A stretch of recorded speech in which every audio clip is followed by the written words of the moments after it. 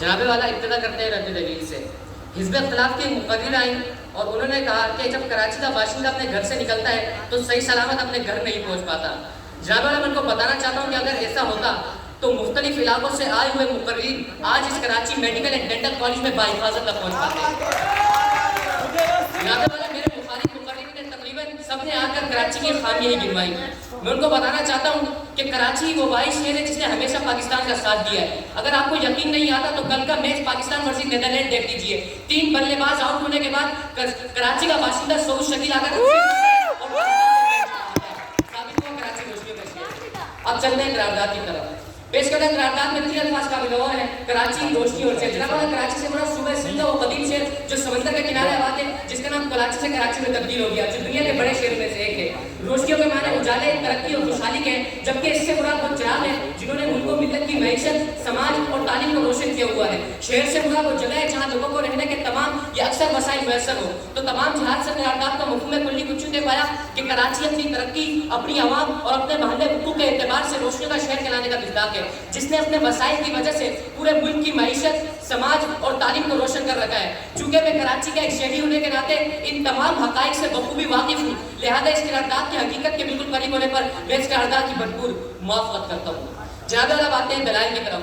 اگر قرارداد کو زمینی حقائق کے اعتبار سے دیکھا جائے تو کراچی میں 60 سے زیادہ گورنمنٹ کالجز، 300 سے زیادہ پرائیویٹ کالجز اور تقریباً 30 یونیورسٹیز ہیں جہاں دوسرے شہروں سے لوگ آ کر تعلیم حاصل کرتے ہیں. اور پھر تحصیل علم کے بعد عبدالسلام یوسف زئی کی صورت کراچی سے حاصل کی ہوئی علم کی روشنی نہ صرف پورے ملک میں پھیلا دیتے ہیں. ثابت ہوا کراچی روشنیوں کا شہر ہے. جناب والا اگر قرارداد کو دینی علم کے دائرے میں دیکھا جائے تو کراچی میں سینکڑوں دینی مدارس ہیں جہاں دور دراز سے طلبہ آ کر جامعۃ الرشید، دارالعلوم کراچی اور بلوری ٹاؤن جیسے دینی تعلیمی اداروں میں تعلیم حاصل کرتے ہیں.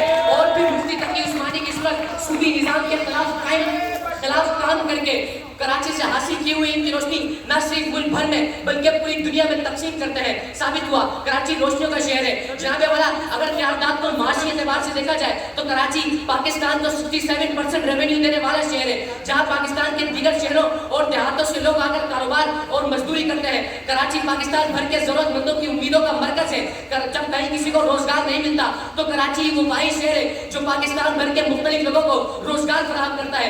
ثابت ہوا کراچی روشنیوں کا شہر ہے. جناب والا اگر قرارداد کو جغرافیائی محلے حقوق کے اعتبار سے دیکھا جائے تو پاکستان کی سب سے بڑی بندرگاہ کراچی میں موجود ہے جو بحری تجارت کا اہم حصہ ہے. کئی ملکوں کی تجارت کراچی کی اس بندرگاہ کے ذریعے ہوتی ہے. ثابت ہوا کراچی روشنیوں کا شہر ہے. جناب والا اگر کراچی کی اپنی روشنی کی بات کی جائے تو ڈیفنس، لسبیلا اور بنس روڈ جیسے علاقے آدھی رات کو بھی خوبصورت اور چمکیلے مناظر کے ساتھ روشن ہوتے ہیں اور بے شمار ہوٹل آدھی رات کو بھی کھلے ہوتے ہیں. اور اس کے علاوہ کئی مال اور دکانیں موجود ہیں جو آدھی رات کو بھی، آدھی رات کے اندھیرے کو بھی روشن کیے ہوتے ہیں، جو اس کراچی کو روشنیوں کا شہر ثابت کرنے کے لیے کافی ہے. ثابت ہوا کراچی روشنیوں کا شہر ہے. جناب والا اگر قرارداد کو سماجی اعتبار سے دیکھا جائے تو کراچی کی عوام کے اخلاق اور کردار اتنے اعلیٰ ہے کہ کراچی عوام کے اخلاق اور کردار اتنے اعلیٰ ہیں جس کی مثالیں کئی دہائیوں سے دی جاتی ہے. آج بھی کراچی میں صحت، تعلیم، روزگار، غریبوں کی داد رسی اور خیراتی کاموں کے لیے کئی ٹرسٹ کام کر رہے ہیں. غریب بھوکا نہیں سو سکتا، تعلیم مفت دی جاتی ہے، غریبوں کا علاج مفت ہو جاتا ہے.